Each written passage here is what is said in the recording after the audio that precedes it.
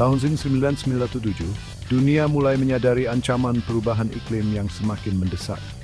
Dari gletser yang mencair di kutub utara, hingga naiknya permukaan laut yang mengancam masyarakat pesisir, planet ini mengirimkan pesan yang jelas.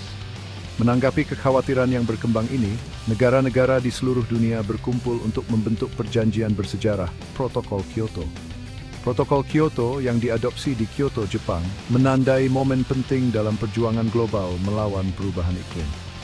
Untuk pertama kalinya, negara-negara menyetujui komitmen yang mengikat secara hukum untuk mengurangi emisi gas rumah kaca. Perjanjian ini berfokus pada negara-negara maju mengakui tanggung jawab historis mereka atas sebagian besar emisi. Tujuan utama protokol ini adalah untuk menstabilkan konsentrasi gas rumah kaca di atmosfer pada tingkat yang akan mencegah gangguan antropogenik yang berbahaya terhadap sistem iklim. Perjanjian inovatif ini dibangun di atas prinsip-prinsip tanggung jawab bersama tetapi berbeda, mengakui bahwa negara-negara maju memiliki tanggung jawab yang lebih besar untuk bertindak. Protokol Kyoto merupakan langkah penting menuju masa depan yang lebih berkelanjutan. Ini merupakan statement blameless kolektif dan berbagai misal mengenai iklim dan Singapura. Indonesia, negara kepulauan yang luas dengan lebih dari 17.000 pulau, dianugerahi sumber daya alam yang melimpah. Hutan hujannya yang rimbun memainkan peran penting dalam mengatur iklim global. Namun, kekayaan ekologis ini datang dengan tanggung jawab untuk melindungi sambil mengejar pembangunan ekonomi. Indonesia menghadapi tantangan unik dalam mengimplementasikan Protokol Kyoto. Menyeimbangkan pembangunan nasional dengan komitmen iklim internasional membutuhkan solusi inovatif. Protokol Kyoto dipandang oleh sebagian orang sebagai pembatasan kemampuan Indonesia untuk memanfaatkan sumber daya alamnya. Menavigasi medan ini membutuhkan pendekatan yang menghormati kedaulatan nasional dan komitmen iklim global. Ini mengharuskan solusi inovatif untuk pembangunan berkelanjutan dan aksi iklim global. Hutan hujan Indonesia yang rimbun, sering disebut sebagai paru-paru planet ini, memainkan peran penting dalam menyerap karbon dioksida dari atmosfer. Namun, ekosistem vital ini berada di bawah ancaman yang meningkat dari deforestasi, didorong oleh interaksi faktor-faktor yang kompleks. Pembalakan liar, didorong oleh permintaan kayu dan lahan pertanian, telah merusak hutan Indonesia. Sebagian besar hutan hujan yang masih asli telah ditebang untuk dijadikan perkebunan kelapa sawit, tanaman menguntungkan yang digunakan dalam berbagai macam produk, mulai dari makanan hingga kosmetik. Deforestasi yang cepat ini telah melepaskan sejumlah besar karbon dioksida ke atmosfer, merusak upaya Indonesia untuk mengurangi emisi. Konversi lahan gambut, rawa-rawa kaya karbon yang menyimpan karbon dalam jumlah besar untuk pertanian semakin memperburuk masalah. Ketika lahan gambut dikeringkan dan dibakar, mereka melepaskan sejumlah besar karbon dioksida, berkontribusi terhadap perubahan iklim. Oleh karena itu, mengatasi deforestasi dan degradasi lahan gambut sangat penting bagi Indonesia untuk memenuhi komitmen iklimnya.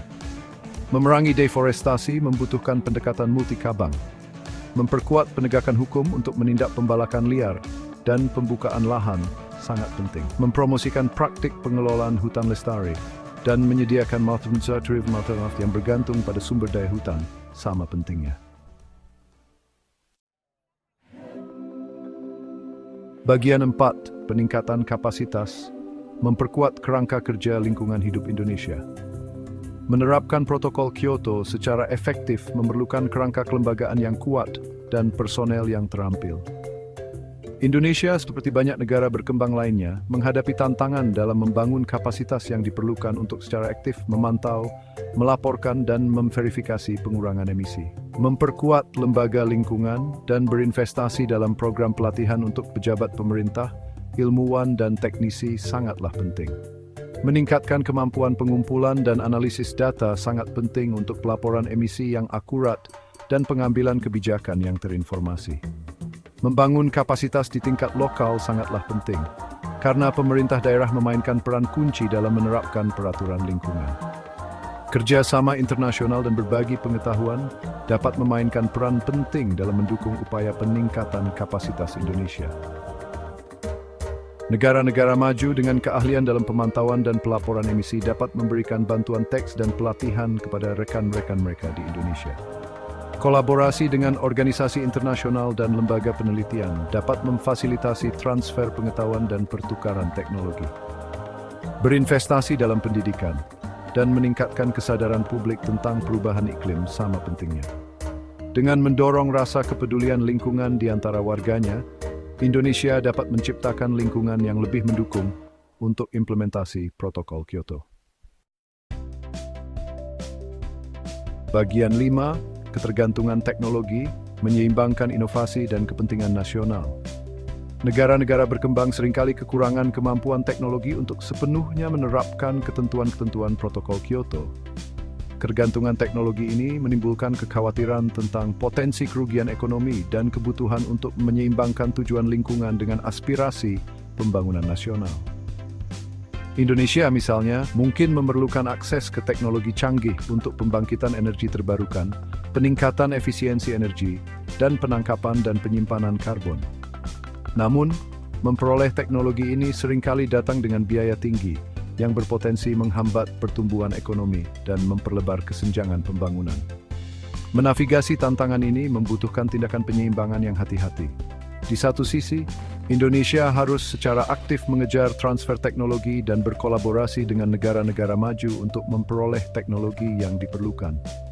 Di sisi lain, sangat penting untuk mendorong inovasi dalam negeri dan mengembangkan solusi lokal yang disesuaikan dengan kebutuhan dan keadaan khusus Indonesia. Dengan mencapai keseimbangan antara transfer teknologi dan inovasi dalam negeri, Indonesia dapat memanfaatkan kekuatan teknologi untuk mencapai tujuan iklimnya sambil melindungi kepentingan nasionalnya. Pendekatan ini memerlukan lingkungan kebijakan yang mendukung, yang mendorong investasi dalam penelitian dan pengembangan, mempromosikan transfer teknologi, dan mendorong budaya inovasi.